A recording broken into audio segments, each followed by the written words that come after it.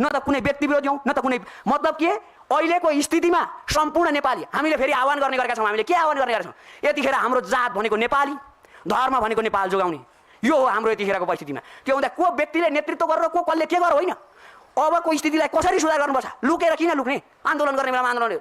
अब धेरैजना आन्दोलनकारीहरू डराइरहनु भएको छ। आन्दोलनकारीहरू के भन्नुहुन्छ? अब हामीलाई कारबाही पो हुने हो कि? मलाई फोन गर्नुहुन्छ, हामीलाई फोन गर्नुहुन्छ, हाम्रा साथीहरूलाई फोन गर्नुहुन्छ। हामी दुई चारजना आएर हामीलाई पदको लोभमा हामीलाई कसैले केही दिन्छ भनेर होइन। हामीले सडकमा आन्दोलन गरेका थियौँ र सडकको आन्दोलनको भागीदारी हामी पनि माग पुरा गर्नुपर्छ भनेर हामी आएका हौँ। त्यसो हुँदा हाम्रो परिस्थितिलाई पद्धतिमा परिवर्तन गरेर जनताको भाग्य र भविष्यलाई, जनताको अवस्थालाई यहाँ आज बहुदलीय हटाउँछन् कि? बहुदलीय हट्दैन, तर बहुदलीय नहटे पनि यस्तो पद्धतितिर रहँदैन। अब फेरि अर्को अनुरोध गर्न चाहन्छु। अर्को अनुरोध के गर्न चाहन्छु? नेपाली सेनाले कब्जा गरेका ती नेताहरूलाई आज किन छोडिँदैछ? अनुसन्धानका निमित्त तत्कालै गृह मन्त्रालयबाट निर्णय हुने हो कि राष्ट्रपति कार्यालयबाट निर्णय हुने हो? तत्काल अनुसन्धान गर्नका निम्ति उसमा चलाइयोस्, कुन चाहिँ छ ठुलो जेल त्यसैमा हालियोस् र अनुसन्धान गर्न सुरु गरियोस्। तिनीहरूलाई किन छोड्ने? अप्ठ्यारो राखिसकेपछि, घर भत्काइसकेपछि आज धेरैजना व्यक्तिहरूलाई यिनै नेतालाई स्वीकारेर जानुपर्छ। यिनै नेता हुन् हाम्रो भगवान्। जनताले जे चाहन्छ, जनताले के चाह्यो? मुलुकको परिवर्तन चाह्यो, स्वतन्त्रता चाहियो, फ्रिडम चाहियो, भ्रष्टाचार जिरो करप्सन चाहेको होइन। अनि फेरि तिनी भ्रष्टाचारीलाई ल्याउने? त्यसो भएको हुँदा हामी भन्न चाहन्छौँ, हामीले कुनै पनि स्वार्थ लुकाएर हामी कुनै पनि उसमा आएका होइनौँ। आज किन प्रेस मिट गरे त यिनीहरूले? दुई चारजना बसेर, दुई चारजना होइन, हामी सडकको प्रतिनिधिका रूपमा, सडकको आन्दोलनका पदाधिकारी मतलब कि पद्धतिको रूपमा हामी कोही नेतृत्व होइन। प्रश्न हुनुहुन्छ है तपाईँहरू? हामी नेतृत्व गरेर के नलाउँला के नखाउँला भनेर हामीलाई कसले पैसा दियो? अघि भनेको छ हाम्रो कोठाबाट तिर्ने पैसा चाहिँ हामीले जोगाएर यता आन्दोलनमा लागेका छौँ। भोलि यहाँबाट फर्केर गइसकेपछि घरबेटीले पैसा तिर्न सकेन भने निकालिन्छ। यस्तो स्थितिमा युवाले नेतृत्व गरेर राखेको। त्यसो हुँदा हाम्रो आन्दोलन कसरी सफल भयो? आन्दोलन जेनजीले नेतृत्व गर्यो, नेपाली जनताले साथ दिए अनि आन्दोलन सफल भएको। त्यसो हुँदा यसलाई नेपाली जनताले जस्तो अवस्था नेपाली जनताले यो प्रत्यक्ष कार्यकारी निर्वाचनको माग गरिरहेका छन्। त्यसो हुँदा प्रत्यक्ष निर्वाचनको कार्यकारीको पदाधिकारीको माग गरेको हुँदा यो कुरा पारित हुनुपर्छ। अर्को कुरा के छ भनेदेखि यहाँनिर हामी कुनै भूगोलको परिवर्तन उलेर कुनै होइन, तर हामीले अब चाहिँ माग चाहिँ पुरा गर्नुपर्छ। र हामी के भन्छौँ भने अब हामी वार्तामा आउन चाहन्छौँ, हामी संवाद गर्न चाहन्छौँ, हामी एक अर्कामा सम्मत गरेर अगाडि बढ्न चाहन्छौँ। हाम्रो स्वतन्त्र आजसम्म यहाँनिर आएका साथीहरू कुनै पनि व्यक्तिले राजनीतिक दलको संगठन लिएर सदस्यता लिएको रहेछ भने यी व्यक्तिहरूलाई मसँग हिँडिरहेका होइन, हामी सबै यो ठाउँ देश छोडेर हिँड्न चाहन्छौँ। देशमा परिवर्तन चाहेको गरिब दुखी निमुखा किसान सुकुम्बासी मजदुर यी व्यक्तिहरूले देशको परिवर्तन चाहेका छन्। आज सडकमा आउने पनि तिनैका सन्तान हुन्। आज धेरैजना व्यक्तिहरू यस्तो सुकुम्बासी बस्तीहरूमा बसेर एउटा खाट पनि नभइकन सुतिरहेका छन् हस्पिटल। कतिजना व्यक्तिहरू खुट्टाको गोली लागेर बसिरहेछन्। हामी भन्न चाहन्छौँ ती व्यक्तिहरूसँग पनि हामी भेट्न चाहन्छौँ, हस्पिटलको उसमा पनि भेट्न चाहन्छौँ। आज सरकारले निर्णय गर्नुपर्छ।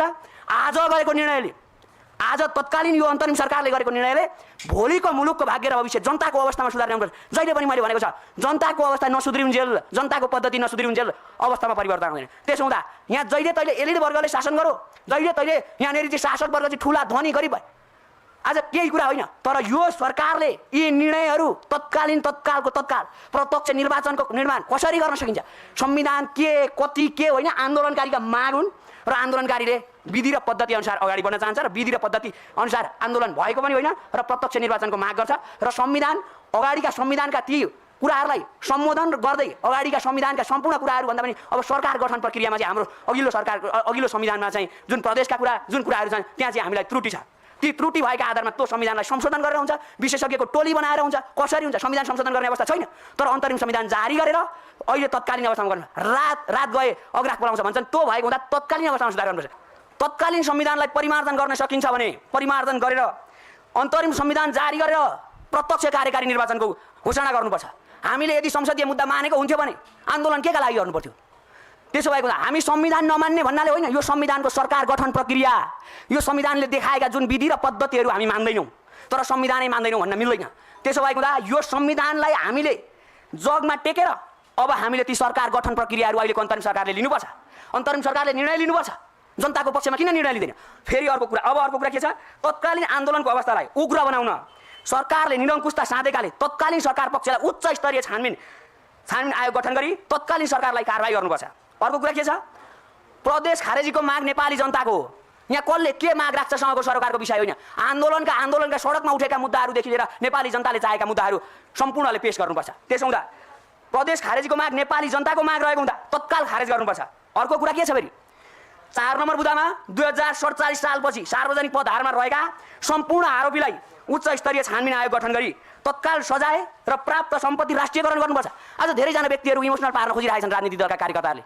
यो देश सके भनेर। देश सकिएको छैन। देशमा जनता छन् र देशको भूमि छ। देशको सार्वभौम सत्ता, स्वाधीनता, इमान्दारिता तरिकाले अगाडि बढ्छ देश। त्यसो हुँदा हामी विधिको शासन मान्छौँ भने विधि बनाएर भए पनि विधिको शासन मान्छौँ। त्यसो हुँदा अहिलेको विधि र पद्धतिमा हामी यो कुरालाई संशोधन गर्ने हो कि आन्दोलनकारीले केही पनि व्याख्या गर्न चाहँदैन। एकछिन साथीहरू, हामी अहिले म सम्झन चाहन्छु ती सडकमा आएका ती जेनजी पुस्ताको नेतृत्वमा साथ दिएर आएका नेपाली जनताहरू र जेनजी पुस्तालाई सडकमा पठाउने तमाम नेपाली आमाहरूलाई म सम्झन चाहन्छु। सम्पूर्ण नेपाली आमाहरू, तपाईँहरू ढोक्काउनुहोस्। तपाईँहरूका छोराछोरीले देखेको सपना, शहीदले देखेको सपना, त्यो सपना पुरा गर्ने जिम्मा हामी लिन्छौँ। हामी किन आयौँ, सडकमा के कारणले आयो भन्ने कुरा होइन, सडकमा के नारा लाग्यो भन्ने कुरा छैन।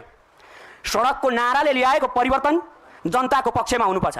यो तत्कालीन सरकार जनताको पक्षमा छ। त्यसो भएको हुँदा हामी के गर्छौँ र कसो गर्छौँ होइन, सम्पूर्णलाई आह्वान गर्न चाहन्छु। म प्रवेश दाहाल लगायत हाम्रा टिममा साथीहरू आउनुभएछ, भास्कर घिमिरे, कुशल भेटवाल लगायत टिकाराम लिम्बू जस्ता व्यक्तिहरू। यी व्यक्तिहरू को हुन् त? यी व्यक्तिहरूले जिन्दगीभरि राजनीतिक दलको सदस्य लिएका छन्। यिनीहरू सडकमा आएका मान्छे हुन्। यदि सडकमा कसैले गोली हानेको हुन्थ्यो भने गोली लागेर मर्ने स्थिति हुन्थ्यो। हामी घाइते भएका छैनौँ। म फेरि सम्झन चाहन्छु, त्यो शहीद र घाइतेदेखि लिएर नेपाली आमालाई सम्झन चाहन्छु। तपाईँहरूले देखेको सपना हामी जिउँदैछौँ। यदि हामी मरेर गएका थियौँ भने सपना पुरा नहुन सक्थ्यो, तर नेपाली जनता जिउँदैछन् र जेनजी पुस्ता जिउँदैछ। त्यसो भएको हुँदा सम्पूर्ण नेपाली जनताहरूलाई भन्न चाहन्छु, तपाईँहरू नडराउनुहोस्। परिवर्तन हामीले ल्याएको हो। तपाईँहरूलाई अझै पनि भन्न चाहन्छु, कसैलाई च्यालेन्ज नगरौँ, कसैलाई रुष्ट नबनाउँ। सबैजना, यो देश हाम्रो हो। हामीले हाम्रा माग र एजेन्डाहरू राख्न पाउनुपर्छ। त्यसो भएको हुँदा हामी भाषण गर्न, साँच्चै भन्यो भने भाषण नेपालकै तरिकाले जाने भने हाम्रो टिमले भाषण गर्न सक्छ। जेनजी पुस्ता त्यति राजनीति नबुझेको छ। कार्ल मार्क्सका सिद्धान्त के छन् सबै कुरा थाहा छ। तर के अब नेपालीले नेपालको सिद्धान्त बनाउँछ, नेपालीले नेपालको मुलुकको भाग्य र भविष्य बनाउँछ, डराउँदैन। अब त्यसो भएको हुँदा सडकमा आएको जेनजी पुस्ता, सम्पूर्ण नेपाली जनता, तपाईँहरू साथ दिनुहोस्। यतिखेर जब हामी आन्दोलन गर्ने बेलामा जुट्यौँ, अब माग पुरा गर्ने बेलामा फुटेर हुँदैन। त्यसो भएको हुँदा यो अझै पनि भन्न चाहन्छु, फेरि कुनै राजनीतिक दलको दबावमा होइन यो कार्यक्रम। कसैले पनि केही गर्न नसकोस्। आज राजनीतिक दलका कारणले आएको यो होइन, यसरी आउनु परेको होइन। हामी भन्न चाहन्छौँ, आन्दोलन कहिले पनि लिमिटेसन हुँदैन, कहिले पनि क्राइटेरिया हुँदैन। आन्दोलनले ल्याएको परिवर्तन कसैले पनि कमजोर नसम्झिँदा हुन्छ। आन्दोलन आवश्यकता थियो, आन्दोलनको आवश्यकताले अब डक्ट्रिन, नेसेसिटी अफ डक्ट्रिन हुन्छ। आवश्यकताका सिद्धान्तहरू परिस्थितिले पद्धति बनाउने हो, नियम बनाउने हो। त्यसो हुँदा हिजोका नियमबाट रुष्ट नेपाली जनताहरू आज नयाँ नियम बनाएर कार्यान्वयन गर्न चाहन्छन्। त्यसो भएको त हाम्रा एजेन्डाहरू, एकछिन साथीहरू, एकछिन, हाम्रा एजेन्डाहरू के छन्? अब एजेन्डातिर लाग्न चाहन्छु। एजेन्डाहरू हामी प्रष्ट भन्न चाहन्छौँ। अघिदेखि मैले भनेको छु, एजेन्डाहरू के छन् भन्ने कुरा।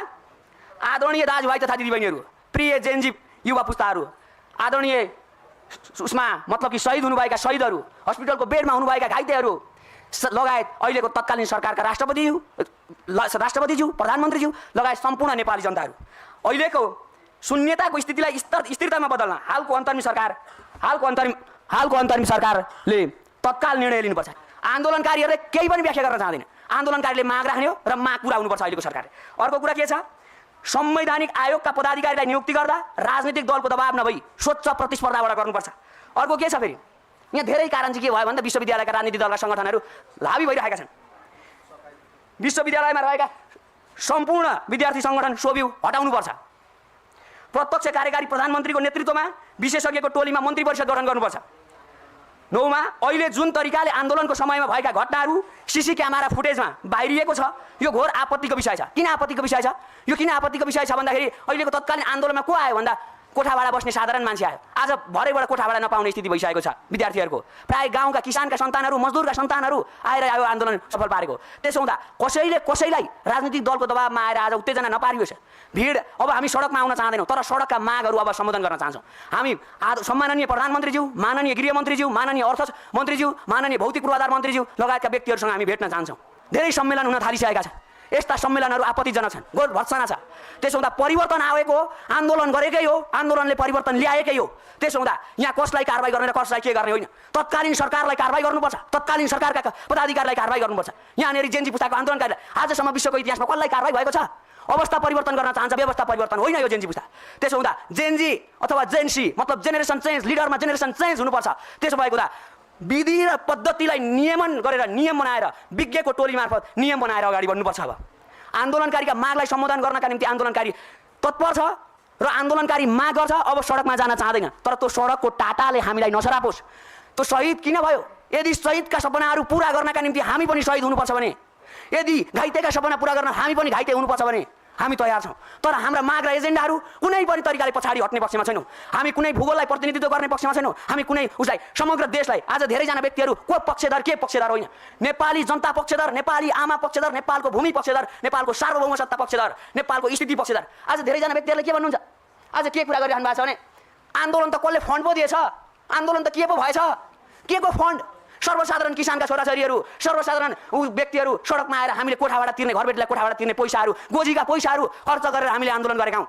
हामीसँग अहिले स्थिति साँच्चै भन्ने हो भनेदेखि अहिले म यो सफा लुगा लाएर आउने स्थितिमा पनि थिइनँ, तर बाध्यताले यो आज चाहिँ राम्रै कपडा लाएर जाउँ न त भनेर मात्रै हो। होइन भने आन्दोलनकारीका मागहरू किन पुरा गर्न सकिँदैन? आन्दोलनकारीले माग राख्छ, आन्दोलनकारी कसरी अब हो भन्ने होइन, अब जसरी हुन्छ परिवर्तन गर्नुपर्छ र जसरी हुन्छ प्रत्यक्ष कार्यकारीको निर्वाचन गर्नुपर्छ। यहाँ हेरेर बसेर हुन्छ? आन्दोलनकारीले यो नियम मानेको थियो भने किन आन्दोलन गर्नु? घर बसेर सुत्ता भइहाल्थ्यो नि। तर के आन्दोलनकारीले माग राखिसकेपछि आन्दोलनकारीले पुरा गर्छ र हामीलाई संवादमा बोलाउनुपर्छ। कुनै पनि कुरा कोठामा लुकाएर हुँदैन।